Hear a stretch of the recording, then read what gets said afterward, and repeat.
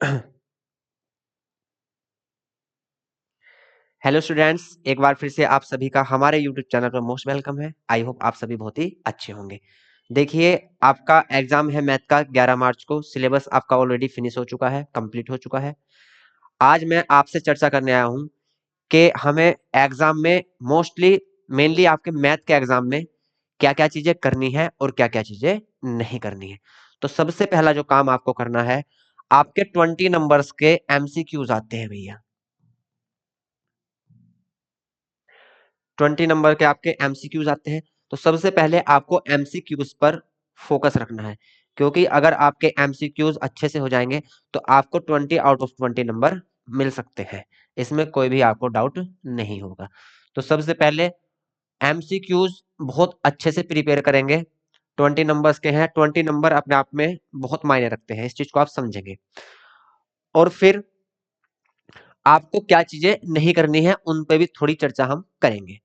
देखिए क्या होता है, कुछ बच्चे क्वेश्चन करना स्टार्ट करते हैं तो कुछ क्वेश्चन ऐसे होते हैं बच्चे उनको इजीली नहीं कर पाते। तो बच्चे अपना सारा टाइम उन क्वेश्चनों में दे देते हैं, लेकिन वो क्वेश्चन नहीं हो पाता, या हो भी जाता है तो वो टाइम टेकन हो जाता है, आपकी अगली और चीजें छूट जाती हैं। तो मैं आपको सजेस्ट करूंगा कि जो क्वेश्चन आपसे इजीली हो रहे हैं पहले आप उन क्वेश्चनों को ट्राई करें। जो क्वेश्चन नहीं हो रहा है कोई बात नहीं है, टाइम बचेगा हमारे पास, हम बाद में उनको मैनेज कर लेंगे। होंगे ठीक है, नहीं होंगे तब भी ठीक है, कोई दिक्कत ऐसी नहीं है। तो बच्चे क्या करते हैं, क्वेश्चनों में लग जाते हैं, वहां पे आपका माइंड फिर अच्छे से काम नहीं कर पाता, माइंड एक तरह से आपका हैंग हो जाता है और फिर अगली चीजें भी सारी खराब हो जाती हैं, पेपर आपका बहुत ज्यादा खराब चला जाता है। तो इन चीजों को अवॉइड करना है, इन चीजों से बचना है। जो क्वेश्चन आपको अच्छे से आ रहे हैं उन क्वेश्चनों को करिए। उसके बाद आपके पास टाइम बचता है तो जो क्वेश्चन आपको दिक्कत कर रहे थे आप उनको फिर ट्राई कर सकते हैं। ठीक है। तो एक चीज ये है कि हमको टाइम कैसे मैनेज करना है। कुछ बच्चे एग्जाम में टाइम मैनेज नहीं कर पाते, उनके साथ यही दिक्कत होती है, जो क्वेश्चन उनको लास्ट में करने चाहिए थे वो क्वेश्चन वो शुरू में करते हैं और वहां पर उनको चीजें दिक्कत करने लगती है फिर।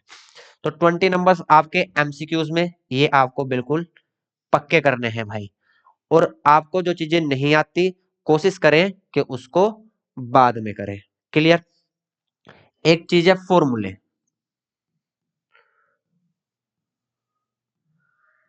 फॉर्मूले में बच्चे कभी कभी कंफ्यूज होते हैं, तो फॉर्मूले अच्छे से प्रिपेयर करें। जब भी आप एग्जाम देने जाएं उससे पहले नाइट को आप अच्छे से एक बार फॉर्मूलों को रिवाइज कर लें। फॉर्मूले रिवाइज कर लेंगे तो चीजें अच्छे से हो जाएंगी। कुछ बच्चों को फॉर्मूले में कंफ्यूजन क्या रहता है कि एरिया का फार्मूला है, वॉल्यूम में लगा दिया, वॉल्यूम का फार्मूला है, एरिया में लगा दिया। तो मैंने आपको क्लास लेते टाइम भी बताया था कि जब वॉल्यूम का फॉर्मूला हम यूज करते हैं तो वहां पे 3 साइड्स का मल्टीप्लाई आपस में होता है। जैसे आपको वॉल्यूम निकालना है सिलेंडर का, तो सिलेंडर के वॉल्यूम का फार्मूला क्या होता है, पाई आर स्क्वायर एच। और सिलेंडर के सरफेस एरिया का फॉर्मूला क्या होता है, यदि लेटरल की बात करें 2 पाई आर एच। अब देखिए यहाँ एरिया है और यहाँ वॉल्यूम है। तो कभी कभी क्या होता है, बच्चा एरिया का फॉर्मूला वॉल्यूम में यूज करता है और वॉल्यूम का फॉर्मूला एरिया में यूज करता है। मैंने आपको बताया था जब वॉल्यूम निकालते हैं तो 3 साइड्स का मल्टीप्लाई आपस में होता है, और जब एरिया फाइंड करते हैं तो 2 साइड्स का मल्टीप्लाई आपस में होता है। देखिए आर कितने टाइम है, 2 टाइम, और एच कितने टाइम है, 1 टाइम। तो 1 2 3, यहाँ 3 साइड्स का मल्टीप्लाई आपस में है, तो ये हमेशा वॉल्यूम का फार्मूला होगा। ठीक। अब बात करें यदि एरिया के फार्मूले की, किसी का भी एरिया हो, सिलेंडर का एरिया हो, कोन का एरिया हो, रेक्टेंगल का एरिया हो, क्यूबॉइड का एरिया हो, हमेशा 2 साइड्स की मल्टीप्लाई आपस में होती है। आर देखिए यहाँ कितने टाइम है, 1 टाइम, और एच कितने टाइम है, 1 टाइम।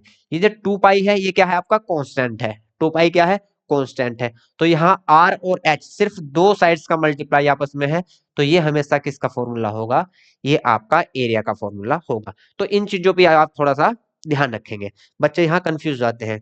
तो वॉल्यूम 3 साइड्स का मल्टीप्लाई होगा, एरिया आपका 2 साइड्स का मल्टीप्लाई। तो एक बार आप फॉर्मूलों को अच्छे से रिवाइज कर लेंगे भाई। ठीक है। और आपको डिप्रेशन बिल्कुल नहीं लेना है, अच्छे से तैयारी करेंगे, अच्छे से एग्जाम देके आएंगे। डिप्रेशन में बिल्कुल नहीं जाएगा कोई भी बच्चा, क्या होता है, बच्चे बहुत ज्यादा टेंशन ले लेते हैं, पता नहीं पेपर कैसा जाएगा, मेरा ये तैयार नहीं है, मेरा वो तैयार नहीं है। तो आपको क्या करना है, जितनी भी चीजें आपकी तैयार हैं, प्रिपेयर हैं, सिर्फ उनका रिवीजन करना है। कोई भी नई चीज आपको नहीं पढ़नी है। नई चीज पढ़ोगे कंफ्यूजन क्रिएट होगा, क्योंकि जो चीज आप एक साल में नहीं सीख पाए वो अब आप क्या सीखोगे। तो जो चीज आपकी प्रिपेयर है अच्छे से पहले से, सिर्फ उस पर फोकस करें, उसको एक बार रिवाइज करें।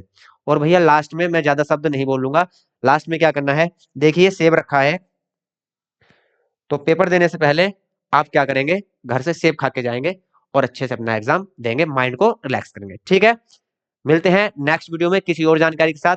तब तक के लिए बाय बाय, टेक केयर।